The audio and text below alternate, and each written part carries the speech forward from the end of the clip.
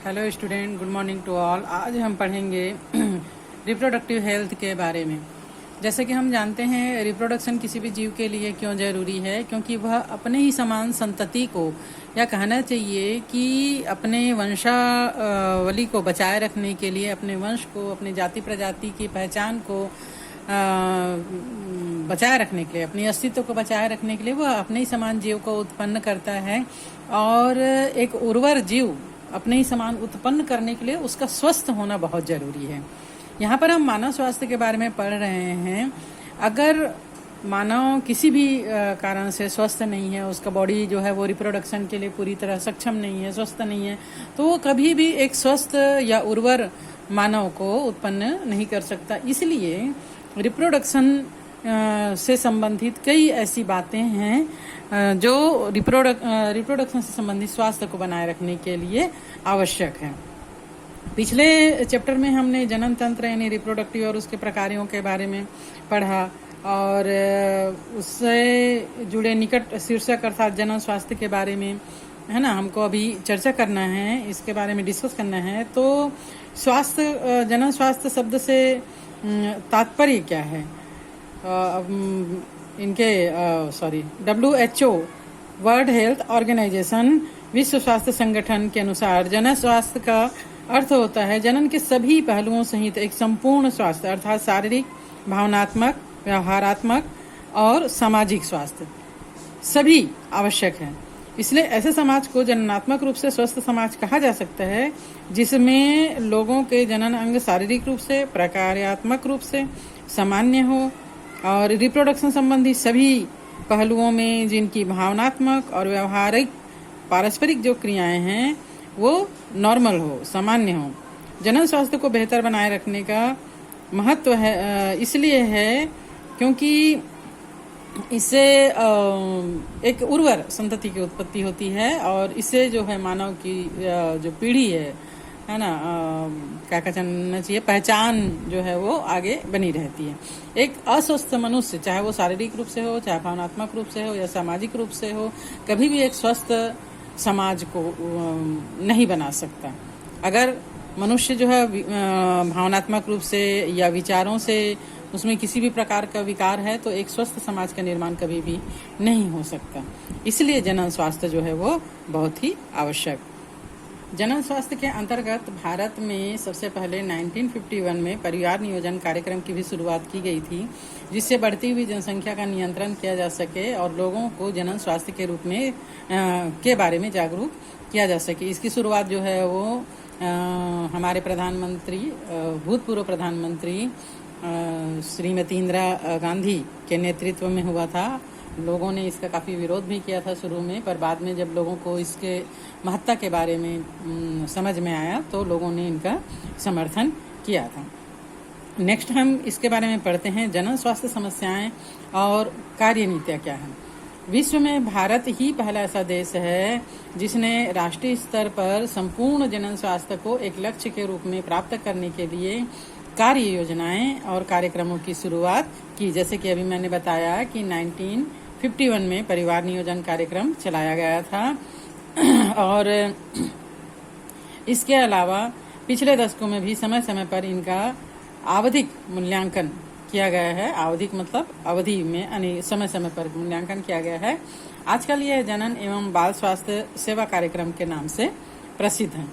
इन कार्यक्रमों के अंतर्गत जनन संबंधी विभिन्न पहलुओं के बारे में लोगों में जागरूकता पैदा करना और जननात्मक रूप से स्वस्थ समाज तैयार करने के लिए अनेक सुविधाएं और प्रोत्साहन प्रोवाइड करवाना लोगों को, ये इनका उद्देश्य है।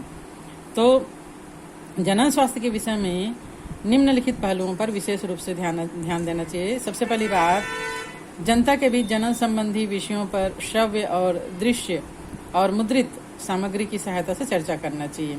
जितना इफेक्ट दृश्य और श्रव्य सामग्री करती है उतना जो है वो मस्तिष्क पर, मानव मस्तिष्क पर दूसरा चीज नहीं करता। तो दृश्य रूप से इसको समझाना चाहिए। और जो स्कूल्स हैं उनमें रिप्रोडक्शन से संबंधित जानकारी जो है वो युवा बच्चों को देना चाहिए। यौन शिक्षा की पढ़ाई को बढ़ावा दिया जाना चाहिए लोगों को यौन संचारित रोगों के विषय में जानकारी देना चाहिए। आजकल विभिन्न प्रकार के रोग जो है वो एक महामारी का रूप लेते जा रहे हैं और यौन संबंधित यौन संचारित रोग तो इतने खतरनाक होते हैं कि ये लोगों के लिए जानलेवा भी हो जाते हैं। किशोर आयु वर्ग के युवाओं को यौन संबंध में शिक्षित करना आवश्यक होता है। इसी प्रकार गर्भवती महिलाओं की देखभाल और स्तनपान के महत्व के संबंध में भी उनको जानकारी देना आवश्यक है। यौन संबंधी अपराधों के बारे में शिक्षा देना स्वस्थ परिवार और स्वस्थ समाज के निर्माण में सहायक होता है। यौन संचरित रोग और एड्स के बारे में विशेषकर किशोर आयु वर्ग के युवाओं को जानकारी देना चाहिए। अनियंत्रित जनसंख्या वृद्धि होने से हमारी समस्याओं के बारे में भी जानकारी देना चाहिए कि अगर जनसंख्या अनियंत्रित हो गई या बहुत ज़्यादा बढ़ गई तो किन किन समस्याओं से व्यक्तिगत रूप से और सामाजिक रूप से समस्या आती है।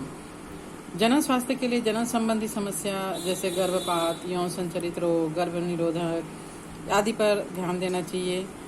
मादा भ्रूण हत्या के लिए उद्भेदन जांच पर कानूनी प्रतिबंध लगाना चाहिए। लोग जो है वो बेटे के चक्कर में बेटियों के भ्रूण को डिस्ट्रॉय करा देते हैं, उसको एबार्शन करा के निकाल दिया जाता है। तो इसके संबंध में कानूनी प्रतिबंध लगाना चाहिए, कड़ा कानून बनना चाहिए, क्योंकि प्रकृति में स्त्री और पुरुष दोनों का ही बराबर इक्वल महत्व होता है। मादा भ्रूण हत्या के लिए उद्भेदन जांच पर कानूनी प्रतिबंध लगाना चाहिए। लिंग परीक्षण पर वैधानिक प्रतिबंध और व्यापक बाल प्रतिरक्षीकरण कार्यक्रमों को भी शामिल किया जाना चाहिए। हमने देखा है कि फर्स्ट मंथ में ही बेबी का सेक्स ऑर्गन डेवलप हो जाता है और वह मेल चाइल्ड है या फीमेल चाइल्ड है ये पता लगाया जा सकता है। तो कुछ लोग जो है वो अंधविश्वास के तहत अगर बेबी चाइल्ड होता है, वो गर्ल्स चाइल्ड है बेबी, तो उसको हटा देते हैं। इस पर प्रतिबंध लगाना चाहिए। जनन संबंधी विभिन्न क्षेत्रों पर अनुसंधान को बढ़ावा देना चाहिए। हालांकि इस प्रक्रम के तहत सहेली नामक गर्भ निरोधक गोली की खोज भारत में लखनऊ के कैसर बाग में अवस्थित केंद्रीय औषध अनुसंधान संस्थान ने किया है। इस प्रकार रिप्रोडक्शन संबंधित जो भी प्रॉब्लम है उसके प्रति बेहतर जागरूकता, अधिकाधिक संख्या में चिकित्सा सहायता, प्राप्त प्रसव तथा बेहतर प्रसव के बाद देखभाल मदर और शिशु दोनों, है ना, कि बेहतर जो देखभाल है वो मृत्यु दर में गिरावट लाती है। अभी काफ़ी लोग जागरूक हो गए हैं इसके लिए, तो इससे गिरावट आई है। लघु परिवार वाले जोड़ों की संख्या भी बढ़ी है, क्योंकि पहले जैसे बड़े बड़े परिवार हुआ करते थे, एक परिवार में कई सदस्य हुआ करते थे, तो उससे बहुत सारे प्रॉब्लम्स आते हैं। तो आजकल लोग जागरूक हो गए हैं और लोग लघु परिवार की ओर ज़्यादा ध्यान देने लगे हैं। और इससे संबंधित जो भी रोग हैं, डिसेस हैं, उनकी सही जांच पड़ताल, देखभाल और कुल मिलाकर सभी समस्याओं हेतु बढ़ी हुई चिकित्सा सुविधा का भी होना ये बेहतर समाज के निर्माण के लिए आवश्यक है। नेक्स्ट हम पढ़ते हैं जनसंख्या विस्फोट और जन्म नियंत्रण, population explosion and birth control क्या है। जैसे कि पहले जो है वो अपने जिस परिवार में जितना ज़्यादा सदस्य होता था उसे उतना ही संपन्न माना जाता था, लेकिन बाद में लोगों में जब जागरूकता आई, शिक्षा के स्तर में जब सुधार आया, तो लोग जो है वो अपने चहुमुखी विकास के लिए परिवार के छोटे होने पर ध्यान देने लगे और इससे उनके जीवन स्तर में भी काफ़ी सुधार हुआ। और जैसे कि हमने पहले पढ़ा है कि परिवार नियोजन कार्यक्रम चलाया गया।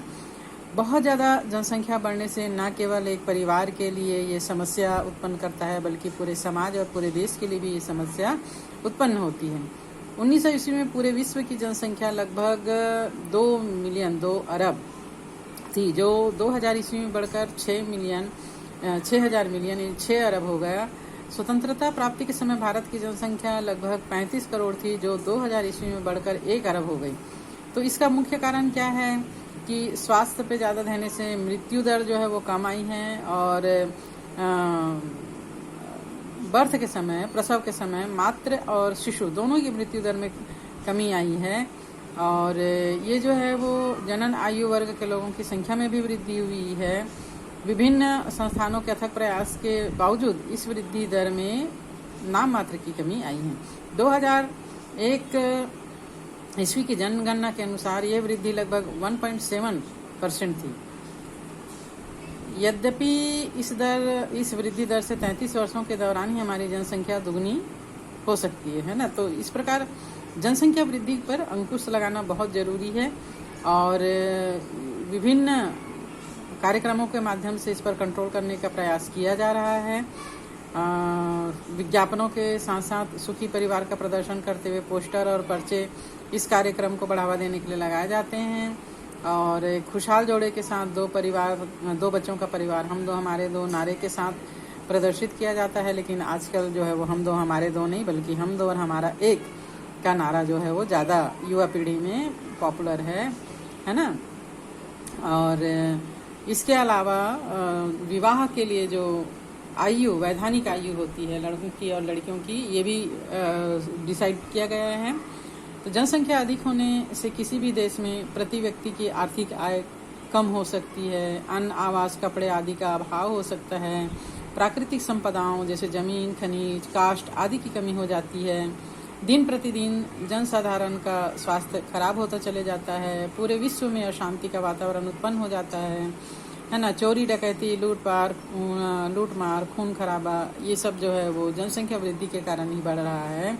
तो जनसंख्या वृद्धि से जो परिस्थिति उत्पन्न होती है वह जो है वो परिवार न केवल परिवार के लिए बल्कि समाज के लिए देश के लिए भी हानिकारक है।